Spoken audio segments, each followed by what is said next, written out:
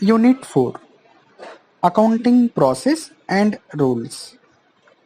The objective of this unit is to explain accounting process, classification of accounts, principles of double entry, and accounting rules. First, start with accounting process. The accounting process consists of 4 steps. First one, recording the transactions. Second one, classifying the transactions. Third one, summarizing the transactions. Fourth one, interpreting the results. Recording the transactions. The accounting process begins with recording of transactions in the books of original entry. The book used for the original entry is called journal. Classifying the transactions. The second step is to group the transactions of similar nature and post them in different accounts in another book called the ledger. Summarizing the transactions. The next step is to prepare a year-end summary known as final accounts. But before final accounts are prepared, we prepare a statement called trial balance to test the arithmetical accuracy of the work done. Interpreting the results.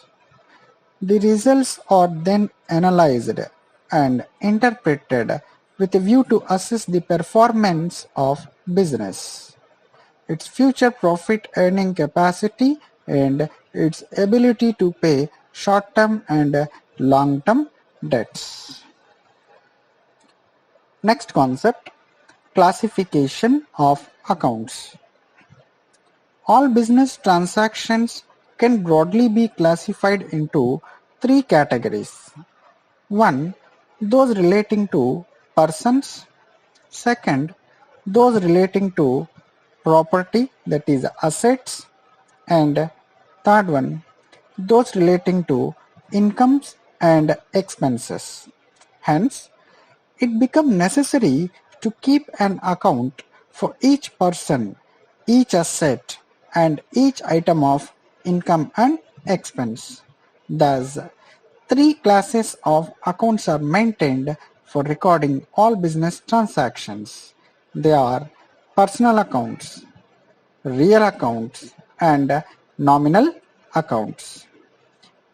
Real and nominal accounts taken together are called impersonal accounts. Let's start with the personal accounts. Accounts which shows dealing with persons are called personal accounts. Such dealings may relate to credit purchases of goods or credit sales of goods or loans taken, etc. A separate account is kept in the name of each person for recording the benefits received from or given to the person in the course of dealing with him.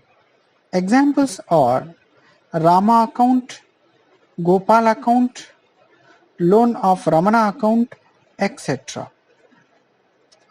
Personal accounts also include accounts in the name of institutions or companies such as Andhra Bank, Nagarjuna Finance Limited, Andhra Pradesh Paper Mill Limited, etc.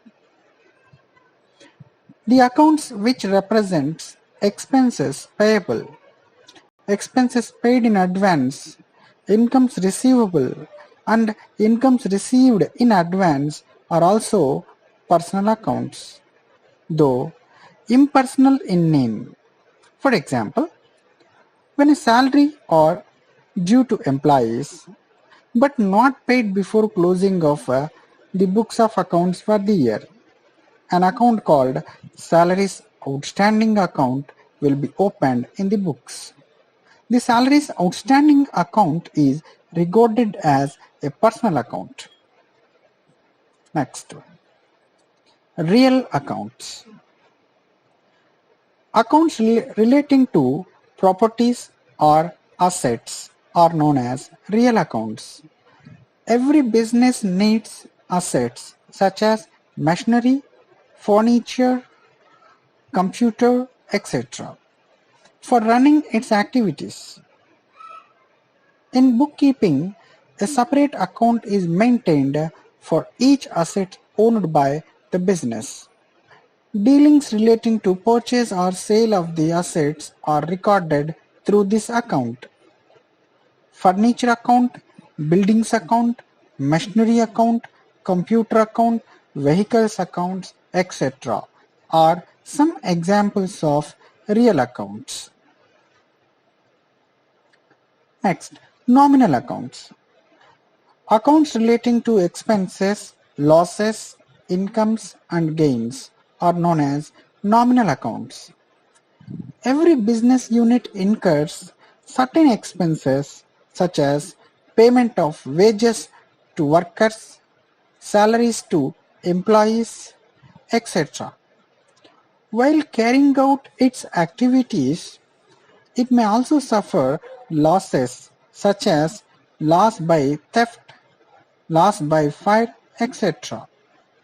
It may also earn certain incomes and gains such as receipt of commission, receipt of interest, profit on sale of asset, etc.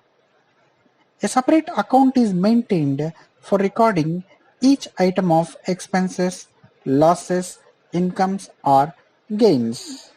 Thus, salaries account, wages account, commission received account and interest received accounts are all nominal accounts. Next concept, principles of double entry. You have learned earlier that a transaction results in the transfer of money or money's worth, that is, goods or services. Hence, every business transactions involve a transfer and as such consist of two aspects, the receiving aspect and the giving aspect. It is necessary to note that these two aspects go together as receiving necessarily implies giving and vice versa. For example, let us consider a transaction where machinery is purchased for cash. In this case, the receiving aspect is machinery and giving aspect is cash. Similarly, in a transaction where wages are paid to workers, the receiving aspect is the service of the workers and the giving aspect is cash.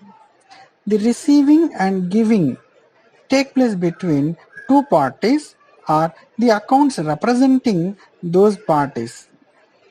Thus, in the first example discussed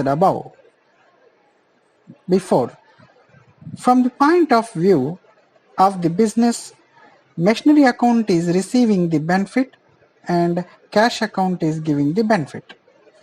In the second example, wages account is receiving the benefit in the form of service and cash account is giving the benefit.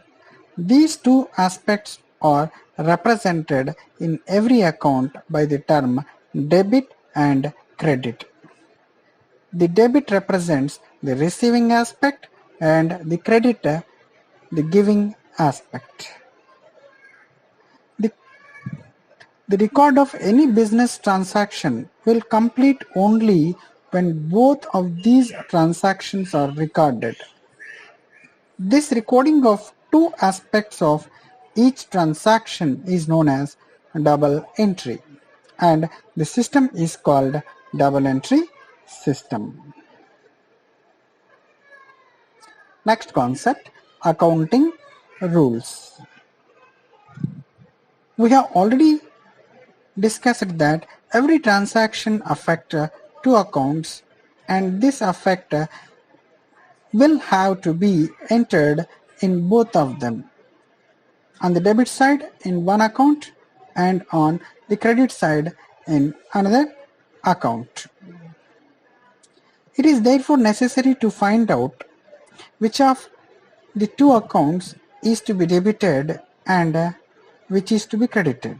For this purpose, one has to first identify the class to which these two accounts belongs, that is, personal, real or nominal, and then certain rules known as rule of debit and credit are applied.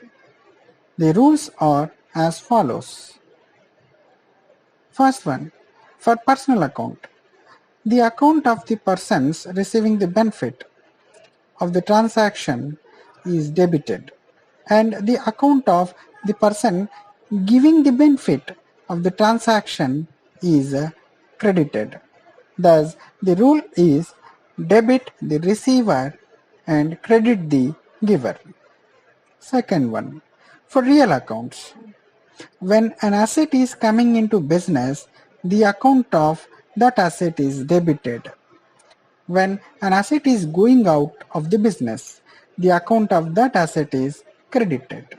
Thus, the rule of real account is debit what comes in, credit what goes out.